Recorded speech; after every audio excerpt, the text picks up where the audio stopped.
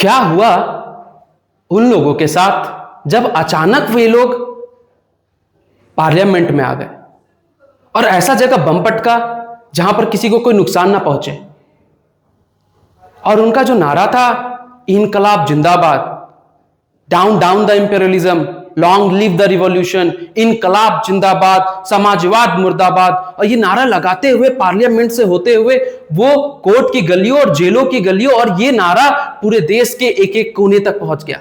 क्या था ये कारण? क्यों थे ये? कौन थे ये युवा और क्यों ये नारा लगाते थे? क्या था ये इनकलाब? ये सिर्फ हमारा क्वेश्चन ही नहीं, ये ब्रिटिश एम्पायर का भी क्वेश्चन था।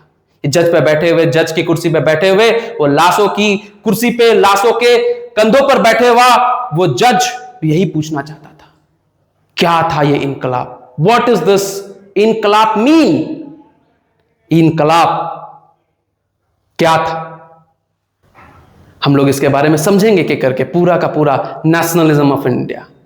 स्वागत है आपका स्टडी विद टैलेंट एकेडमी के साथ, और मोस्ट अवेटिंग वीडियो एसएससी का पूरा क्लास हम लोग देखेंगे, पूरा वीडियो देखेंगे, हम लोग पूरी चीजों को पढ़ेंगे, हम लोग तैयारी करेंगे बोर्ड्स का अच्छी तैयारी करेंगे talent study with talent academy के साथ। तो स्वागत है आप सभी का एक बार और आज हम लोग पढ़ने वाले हैं नेशनलिज्म इन इंडिया। जैसा कि हम लोग बात कर रहे थे कि क्या कारण था कि जिसके कारण लोग सड़कों पे आ जाते हैं। कम उम्र के 22 साल के लड़के इनकलाब की बोली बोलने लगते हैं।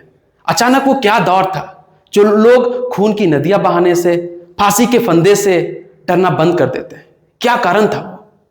आज उन्हीं सब चीजों के बारे में चर्चा करने वाले हैं हम लोग। बात करेंगे हम लोग भगत सिंह के बारे में और बहुत सारे फ्रीडम फाइटर्स और देश पे हुई जितनी भी क्रांतियां हैं उनके बारे में आज हम लोग डिस्कस करने वाले हैं। कारण था सबसे पहला कि हमारा देश भारत एक बहुत महान देश है और इस देश पे बहुत सारे शेर ही जनती है। ये धरती, भारत की धरती ऐसी है जो सिर्फ और सिर्फ शेर को ही जनती है। हमने नेशनलिज्म इन यूरोप को भी पढ़ा, बट वहां खून खराबा नहीं है उतना ज्यादा जितना हमारे भारत में था, क्योंकि इतिहास लिखने में भारत बहुत आगे।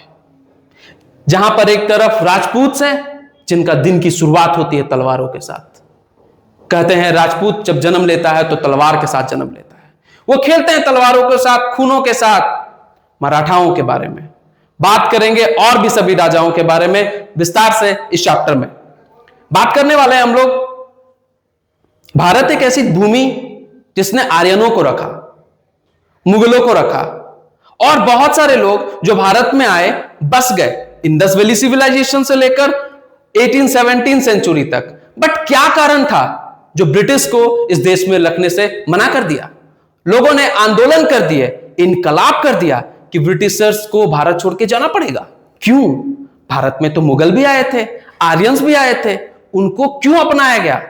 कारण यही था कि मुगल्स और आर्यंस जो कमाए इस देश के लिए, जो गवाए इस देश के लिए, मर मिटे इस मिट्टी के लिए, फना हो गए इस जमीन पर इसकी खूबसूरती से। लेकिन यह बात था ब्रिटिशर्स के साथ। ब्रिटिशर्स सिर्फ भारत में आए थे लूटने के लिए। चेहरे पे तो लगा था ट्रेडर्स, लेकिन वो ट्रेडर्स नहीं, रॉबर्स थे जो देश को लूटने में, खाने में सिर्फ जुटे थे, जिसने हमारी धरती को अपवित्र कर दिया, हमारे रिलीजियस, हमारे सोशल और हर चीजों को छेड़छाड़ किया। बात करेंगे हम लोग इस पे कि नेशनलिज्म है क्या।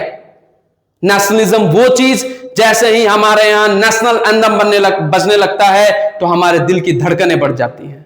जब जोर से कोई बोलता है भारत माता की जय, तो हमारे जो पूरी की पूरी बॉडी है उसमें एनर्जी भर जाती है। झंडे को जब हम लोग देखते हैं 15 अगस्त, 26 जनवरी, और जब कभी भी झंडे को फहरता देखते हैं, खास करके आप चले जाइए कभी भी रांची के रेलवे स्टेशन पे, देखिए कितना प्यारा, रात में तो बहुत अच्छा लगता है। वो झंडा जब आसमान में फहरता है तो मानो लगता है कि सीना चौड़ा हो जाता है।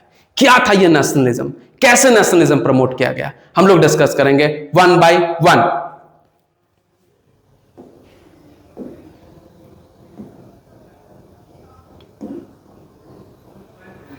हमारा टॉपिक है nationalism in India. Nationalism in India में हम लोग देखेंगे कि आजादी हमें कैसे मिली, कौन कौन रिस्पॉन्सिबल था हमारा आजादी के लिए, और आजादी हमें चाहिए क्यों था, आजादी की जरूरत क्या है हम लोगों को। इतना अच्छा तो एम्पायर है, इतने अच्छे लोग हैं भाई, वो मैडम भी इतनी अच्छी हैं, आप देखे ही होंगे मैडम कितनी अच्छी होती हैं ब्रिटिश एम्पायर, और सर भी इतने अच्छे थे, बस वो थोड़ा वो जज लोग हुआ कहते ना झोटा लगा लेते थे, वो थोड़ा इरिटेटिंग था। बाकी सब सुपर्ब थे, एक नंबर मस्त था। वो गाड़ी पे चलने वाले वो फ्रॉक पे मैडम जो घूमती थी, वाह कितने लाजवाब। लेकिन फिर भी हमने इतने अच्छे लोगों को क्यों भगा दिया? कुछ लोग तो बड़ा बच्चे तो कुछ बहुत टेंशन वगैरह, सर क्यों भगा दिया उनको? लेकिन कुछ कारण था जिसके कारण उनको यहाँ से हटाया गया। सिर्फ और सिर्फ वो कहते हैं ना, जो चीज जितनी खूबसूरत होती है उतनी ही जानलेवा होती है। वैसे ही बात है, हम लोग आज डिस्कस करेंगे इसके बारे में बहुत इंटरेस्टिंग सी बातों में कि नेशनलिज्म था क्या। नेशनलिज्म है ऐसा तरीका, नेशनलिज्म है एक ऐसा प्यार, एक ऐसा मोहब्बत टुवर्ड्स योर कंट्री। और दुनिया में अगर कोई मोहब्बत करना सिखाए वो भी भारत को, ये हो ही नहीं सकता है। कहीं मैंने पढ़ा था, किसी ने मुझे बताया था कि nationalism come through the Europe, but हमको नहीं लगता है कि यूरोप से आया होगा। अरे भारत तो सिर्फ प्रेम की भूमि है, यहां तो लोग पत्थर से प्यार कर लेते हैं, तो देश क्या चीज है? यहां ऐसे लोग पाए जाते हैं जो देश के लिए जान देने के लिए तैयार रहते हैं। कुछ 22 साल 18 साल 15 साल के बच्चे हमारे देश में, वो दौर था और अभी भी वो दौर है जो लोग जान देने के लिए तैयार होते हैं। बताते हैं एक बार बस मर जाऊं फिर तो जीते रहना है। क्या सपना देखा था उन लोगों ने अपने आंखों में, कैसे नेशनलिज्म हमारे देश में लाया गया। इन सब चीजों के बारे में आज हम लोग डिस्कस करने वाले हैं, बताने वाले हैं आपको पूरा का पूरा topic 1 by 1। Nationalism in India का पहला कारण क्या था? लोग लगभग बैटल ऑफ पलासी से ही कोशिश कर रहे थे कि हम लोगों को आजादी चाहिए, क्योंकि ट्रेडर के रूप में तो आए थे, ट्रेडर के रूप में तो आए थे, लेकिन ये आए कैसे थे आपको बता दे। आए थे जहांगीर के कोर्ट में। जहांगीर के कोर्ट में जब पहली बार अंग्रेज आया तो वो सामने आया अंग्रेज, वो सामने आया, साइड में बैठा है अंग्रेज आराम से, और इधर से बैठा हुआ जहांगीर अपने कोर्ट पे आराम से, सामने पूरी प्रजा बैठी हुई है और मंत्री लोग बैठे हैं, और सामने चल रहा है अनारकली का डांस। ये गिलास में स्मॉल मिला रहा है, लार्ज बना रहा है और लाइफ को एंजॉय कर रहा है, और अनारकली डांस करी। बगल में तो बोरा पड़ा है, तब बड़ा बोरा। अब तो जानते होंगे देवघर का पेड़ा कितना बड़ा होता है। देवघर का पेड़ा उतना बड़ा बड़ा सोने का सिक्का, इधर मोती पूरा का पूरा रखा हुआ है बोरा में भर के। वाह वाह वाह, एक सॉन्ग खत्म हुआ, ले पूरा सिक्का छिट रहा है, और अंग्रेज पैर से अपना खींच लिया, दे भाई, खींच के पैकेट में डाल लिया। अनारकली गए, दे छिछोरा, रख लिया मेरा वाला पैसा। अंग्रेज वहां से, जब उस अंग्रेज ने वहां पे देखा उस सभा को, तो हक्का बक्का रह गया। अरे बाप रे,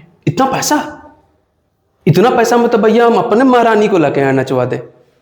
और वहां अनारकली नाच रही, अनारकली के बाद वहां पे भाई दूसरा अंगूरी भाई बैक टू बैक लगा हुआ है, और यहां स्मॉल मिलाते जा रहा है, लार्ज बनाते जा रहा है, कोई टेंशन नहीं, एकदम बेफिक्र चल रहा है आराम से। ये बड़ा टेंशन में आ गया।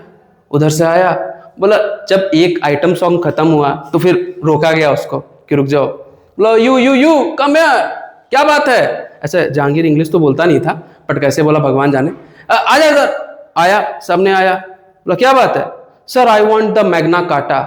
कांटा लेने आया उतना दूर से तुम? कांटा में इसको फेंक दिया जाए, बेड़ी के कांटे में इसको फेंक दिया जाए, कांटा लगा चिल्लाएगा, फिर ये कांटा लगा गाना गाएगा। तो बोला सर कांटा means what, I want permit. बोला कुछ समझ में नहीं आ रहा इसके बाद में, छोड़ दो, जाओ। उसको भगा दिया गया। लेकिन जैसे ही वह झुक कर सलाम कर रहा था, पॉकेट से कुछ गिरा। बोला व्हाट इज दिस, क्या है वो बोतल में, क्या है? बोला sir nothing, it is a type of medicine. बोला अंगूरी भाई लो, पिकअप धर लो, थोड़ा मिक्स करो। पिया, दिमाग घूम गया उसका। ये बेटा क्या चीज है? बोला और है? बोला हाँ सर, एक बोतल और है, लो धर लो। जब वो दोनों चीजों को कंज्यूम किया, एक्चुअली यूरोपियन था, देसी का आदत लगा था बेचारे को। यूरोपियन जैसे ही लिया, उसका दिमाग घूम गया यूरोपियन वाला। बोला क्या चाहिए तुमको? बोला सर मैग्ना कार्टा। बोला क्या काटा रे भाई? बोला परमिट चाहिए। नहीं समझ पा रहा है कुछ भी, क्योंकि लैंग्वेज अलग था, बैरियर था ना। बोला सर साइन कर दीजिए। साइन कर दिया। देखिए बहुत इंपॉर्टेंट पॉइंट है, राजा बहुत चालाक नहीं था, वो जानता था, लेकिन यूरोपियन कल्चर के साथ इन्फ्लुएंस नहीं था, अपने आप को टेक्नोलॉजिकली डेवलप नहीं कर पा रहा था, वो नहीं समझ रहा था कि ट्रेड में कैसे फंस जाएगा वो, और उसने चुपचाप से साइन कर दिया पेपर पे, और साइन किया और फंस गया। वो जाकर बहुत सारे जगहों पे ट्रेड करने का परमिट ले लिया। आगे बताते हैं इस पे क्या हुआ। जब ब्रिटिशर्स यहां आए तो पहला आदमी सिराजुद्दौला, जिसने चाहा कि अंग्रेजों को यहां से निकाल फेंके, लेकिन वो अकेला आदमी था, चाह रहा था, बस अकेला आदमी था जो चाह रहा था कि उसको निकाला जा सके। रिवॉल्ट ऑफ 1857, 1857, कुछ लोग, जिसमें झांसी रानी लक्ष्मीबाई, जिसने कह दिया मैं अपनी झांसी नहीं दूंगी। नाना साहब बोल रहे हैं हम अपना पेशवा नहीं देंगे। कोई कुछ तो कोई कुछ तो कोई कुछ। अरे भाई, अपने अपने लिए क्यों मांग रहे हो? देश के लिए मांगो। किसी ने नहीं बोला कि मैं अपनी भारत की धरती को नहीं दूंगा। सब अपने लिए लड़ रहे थे। मेन मुद्दा यही था कि 1857, 1857, 1757 सब फेलियर रहा। बैटल ऑफ बक्सर सब फेलियर रहा। और बैक टू बैक अंग्रेजों का प्रॉफिट हो रहा था। वो स्टेट पे स्टेट कब्जा कर रहा और अपने ट्रेड को बढ़ाते जा रहा है, पूरा का पूरा। बहुत डेवलप कर रहा है अपने ट्रेड को, बहुत आगे बढ़ाता जा रहा है वो वहां पे। क्यों? क्योंकि वो यूनाइटेड है और हम यूनाइटेड नहीं है। हम लोग यूनाइटेड नहीं है। और united we stand, divided we fall. Unity बहुत जरूरी था हमारे लिए, लेकिन हमारे देश में यूनिटी नहीं था। आपको एक बार हम बहुत अच्छे से बता दें, आवाम में बहुत ताकत होती है। और भगत सिंह भी यही बोलते थे।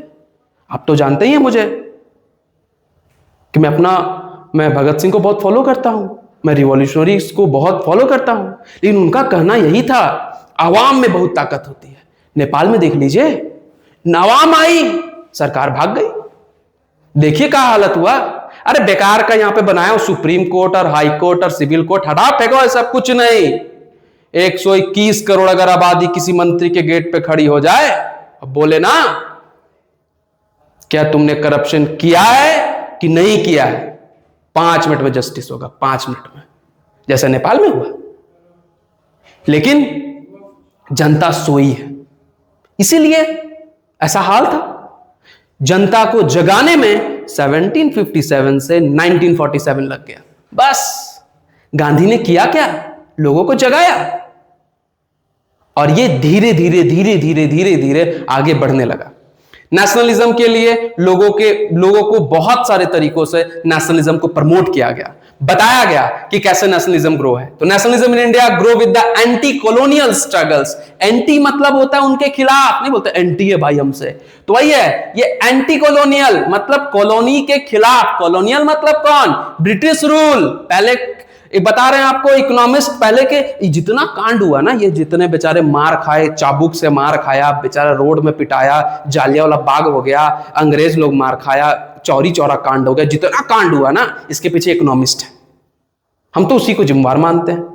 ये इकोनॉमिस्ट ही जिम्मेवार है जिसके कारण इतना सारा कांड हो रहा है। क्यों?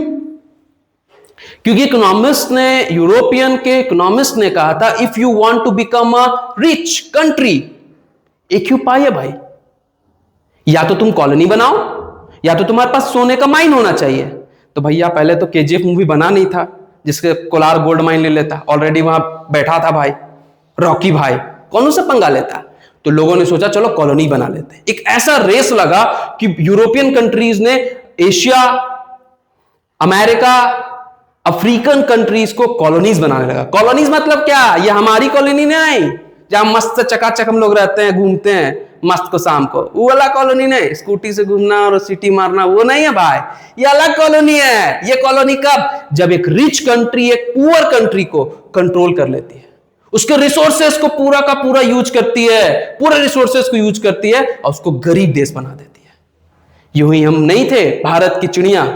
भारत जो है सोने की चिड़िया थी, भारत एक सोने की चिड़िया थी, लेकिन आज इतनी गरीब स्थिति में क्यों आई?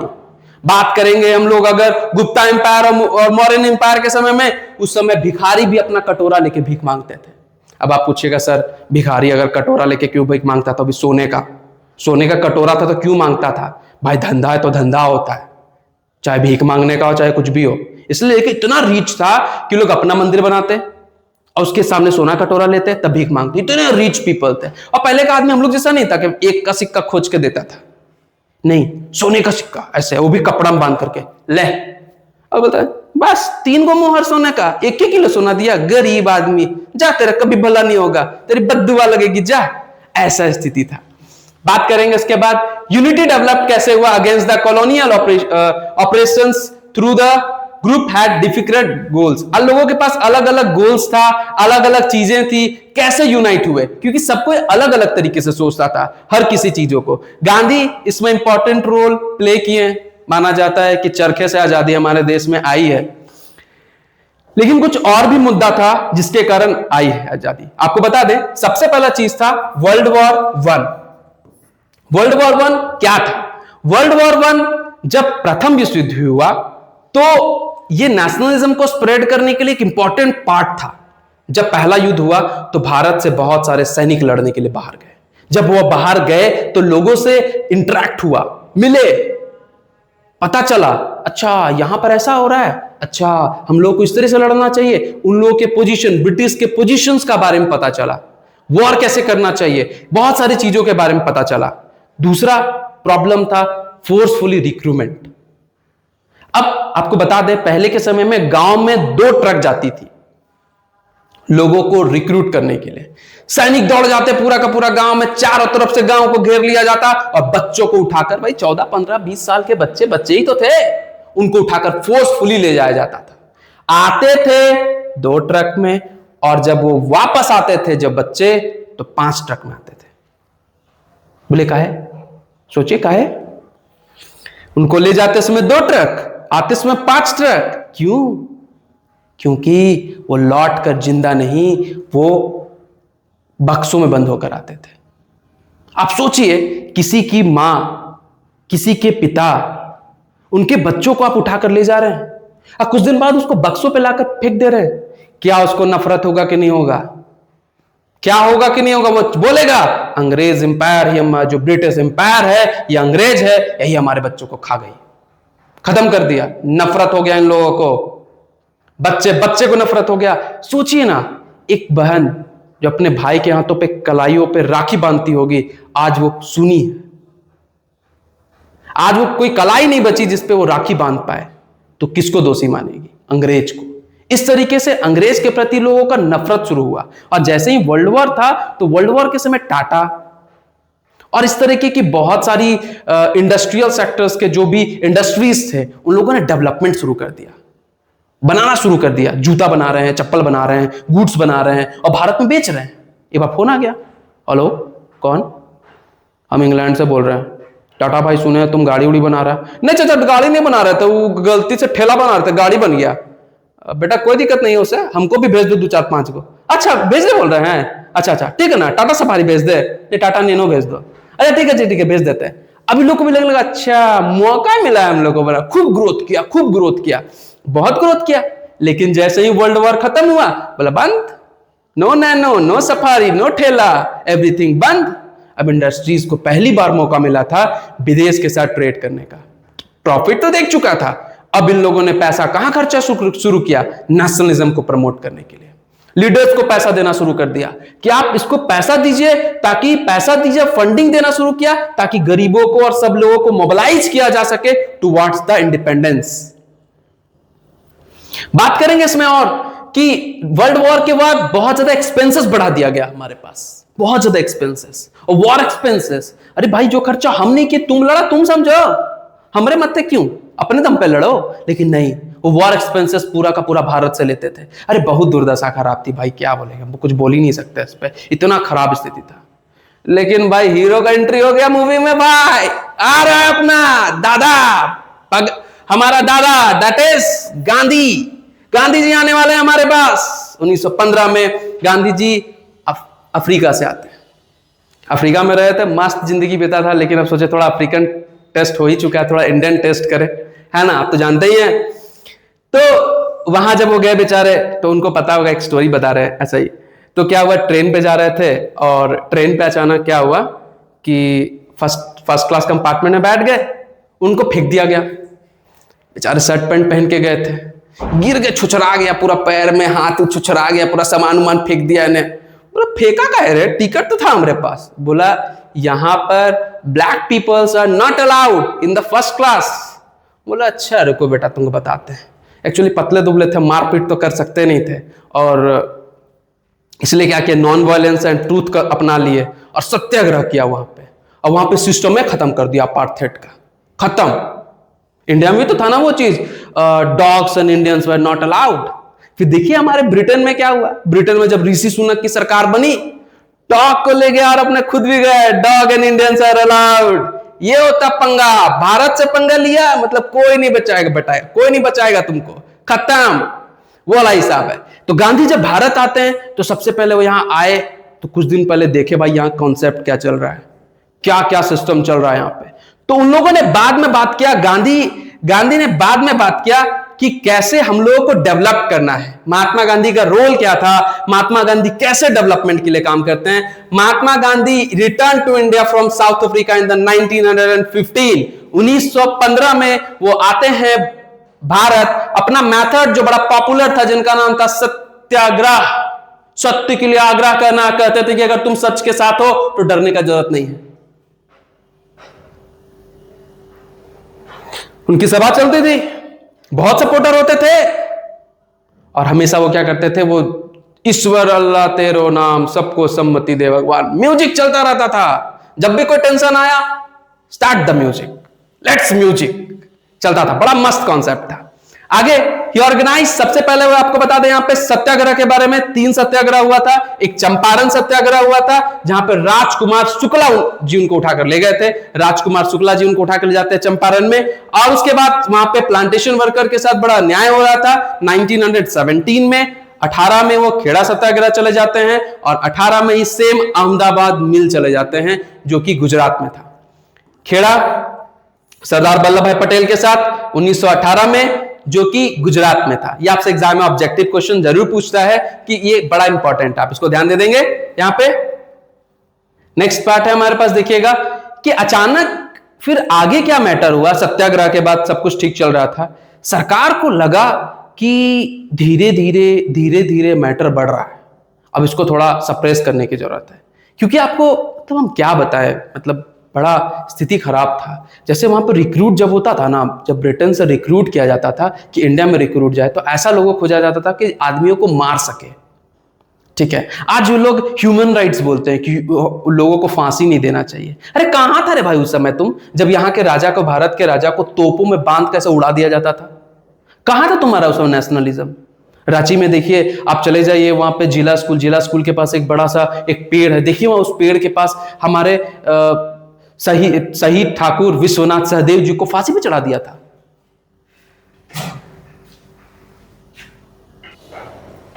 अचानक सरकार ने ऐसा सोचा कि हम लोगों को अब इन लोगों को सप्रेस करने का जरूरत है, क्योंकि मूवमेंट धीरे धीरे बढ़ रहा था। हाँ, सत्याग्रह पे जीत हो गई, बहुत बड़ी जीत हमारे लिए नहीं था, क्योंकि अत्याचार बहुत ज्यादा था हमारे साथ, अंग्रेज हमारे साथ बहुत ज्यादा अत्याचार कर रहे थे। अचानक इसने एक ऐसा एक्ट लेकर आया जिसमें था रॉलेट एक्ट। रॉलेट एक्ट एक ऐसा एक्ट लाया गया जिसपे अगर किसी भी लोग को अरेस्ट कर लिया जाता है तो 2 साल तक बिना किसी ट्रायल का उनको जेल में रखा जा सकता है, जो एकदम खिलाफ था। ये एक ऐसा मूवमेंट था जिससे भारत के नेशनल मूवमेंट को सप्रेस किया जा सकता था, पूरा खत्म किया जा सकता था। अभी तक जो कांग्रेस थी वही सिर्फ एक ऐसी पार्टी थी जो भारत में काम कर रही थी। बाकी भी पार्टीज थे बट वो इतने प्रोमिनेंट, उतना एक्टिव नहीं था, उतना आगे नहीं बढ़ रहा था, थोड़ा स्लो चल रहा था। लेकिन एक पार्टी कांग्रेस, ये पार्टी अभी थोड़ा अच्छे से काम कर रही थी और अचानक इन लोगों को अरेस्ट करना शुरू कर दिया।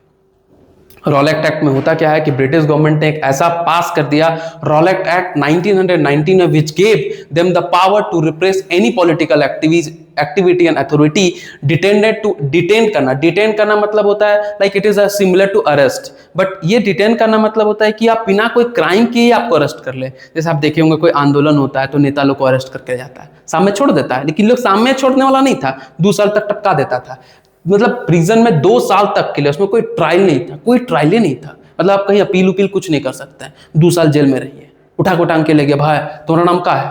बोला मोहनलाल का घर कौन है? बोला ये वाला। अच्छा ठीक है चल, उठा के ले गया उसको। बाद में पता चला उसका नाम मोहनलाल गुप्ता था और उठाना था मोहनलाल शर्मा को, और 2 साल बेचारा जेल में रहेगा। जब जेल से निकला बोला 2 साल जेल में थप्पड़ मार, 2 थप्पड़ मारा, 2 थप्पड़ मारा, जेल का रोटी खाने आया था रे 2 साल। ऐसा स्थिति था, किसी को भी अरेस्ट कर लेता। लोग डरने लगे नेशनल मूवमेंट से आने से लिए। गांधी और बहुत सारे ऐसे प्रोमिनेंट लीडर्स सोचने लगे कि कैसे इसको खत्म किया जाए। तो लोगों ने इसके बारे में डिस्कशन शुरू किया और इसी को लेकर कुछ प्रोटेस्ट किया और प्रोटेस्ट में ही जालियांवाला बाग में कुछ गोलियां वोलियां चल गई, कुछ लोग जख्मी हो गए, जिसके कारण वहां पे कर्फ्यू लगा दिया गया था, मार्शल लॉ लगा हुआ था। एक्चुअली गांव का लोगों को पता नहीं होता है कि मार्शल लॉ मतलब क्या होता है। ठीक है, बैसाखी 13 अप्रैल की बात बता रहा हूं। 13 अप्रैल 1919 में विलेजर जो वो बैसाखी फेयर में आए थे जालियांवाला बाग। जालियांवाला बाग है अमृतसर में, पंजाब में अमृतसर में आते हैं। एक्चुअली गांव वाला आदमी को उतना पता नहीं रहता क्या होता है मार्शल लॉ, सब कुछ नहीं, कुछ पता नहीं रहता है मार्शल लॉ क्या होता है और वो क्या होता है। बस जाना घूमने चलना है, चलो चलो भाई लट्ठो खिलाएंगे, लट्ठो खाने के चक्कर में आ गया। अब लट्ठो खाने के चक्कर में तो आ गया वहां पे। अब जालियांवाला बाग में ऑलरेडी कुछ लोग बैठेंगे तो भैया सास बहू का कॉन्सेप्ट आएगा, लेडीज लोग बैठेगी तो सास बहू का कॉन्सेप्ट आएगा, लड़का लोग बैठेगा तो क्रिकेट का मैटर आएगा। लेकिन उस समय तो भैया बड़का मैटर चल रहा था, सब लोग डिस्कस करने लगा क्या था रॉलेट एक्ट। पहले के समय में लोग बहुत कम पढ़े लिखे होते थे, एक लोग अगर बोलता तो बाकी लोग सुनता था उसके बारे में, तो सबको सुनने लगा। अब कोई फोन करके बोल दिया भैया इसको, ये पगलवा का नाम था इसका, जनरल डायर। जनरल डायल को क्या बोल दिया कि लोग यहां पे आंदोलन कर रहे हैं। अब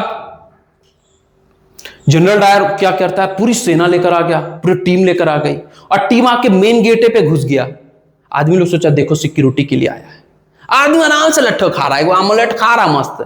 ओ सिक्योरिटी आया हो, वही गेट पर आना, इधर मत आना, गेट पर रहो, गेट पर रहो। तो देख रहा भाई तुम्हारे लिए सिक्योरिटी मंगवा दी है, सब एकदम मस्त एकदम चिल है, जिंदगी में कोई टेंशन नहीं है। लेकिन जब वो सिक्योरिटी को अचानक देखा कि वो पोजीशन ले रहा है और पोजीशन लेकर अचानक जनरल डायर ने फायर का ऑर्डर कर दिया। ये बहुत बड़ी बात है। आज भी देखिए ना हमारे यहाँ प्रोटेस्ट होता है, कश्मीर के मैटर पे देख लीजिए, इतना प्रोटेस्ट हुआ लेकिन फायरिंग नहीं होता है कभी भी, फायरिंग नहीं।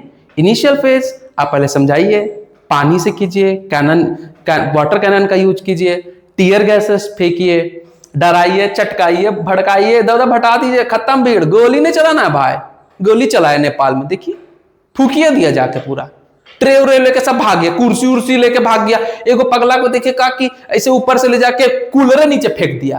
अरे भैया तो कबाड़ी वाला नहीं लेगा यार, तोड़ दिया, पूरा घरे आग लगा दिया, लो पूरा डॉक्यूमेंट खत्म, जीरो स्टेट बन गया। गोली नहीं चलाना है भाई, प्यार से बात करना है सबसे। लेकिन जनरल डायर पगला पूरा क्या किया, पार्के को रोक दिया। देख एक्चुअली ऐसा नहीं था कि सिर्फ उस पार्क में एक ही गेट था, गेट बहुत सारे थे लेकिन सब गेट बंद था। और पहले का दीवार वो रहता था इतना बड़ा बड़ा, अंबुजा सीमेंट से बना है, बंगाड़ सीमेंट से बना है, टूटेगा नहीं। अभी जैसा तो रहता नहीं 5 इंच की तोड़ दे भाई लोग, बड़ा बड़ा दीवार, ऊंचा ऊंचा दीवार बना देता था भाई लोग। अब क्रॉस कर पाया नहीं, गोली चलाने लगा। और आपको एक बात बता दें, गोली चलाने वाला और कोई नहीं, सब भारतीय था, भारतीयों ने गोली चलाई। इंडियंस थे, इंडियन सोल्जर थे, यूरोप से थोड़ी मंगवाया था, इंडियन सोल्जर्स थे। अरे भाई तुम्हारा सामने में जो बैठा वो भाई है कि जनरल डायर भाई है, वो बोल दिया फायर, पीछे घूम के चला देता 2-4-5 गोली, खेल खत्म। लेकिन नहीं, चलाएगा ना, नमक अदा करना है। तभी कहा था भगत सिंह ने एक बार दरोगा से कि तुम नमक का फर्ज अदा करो और हम मिट्टी का, देखते हैं किसमें कितना है दम।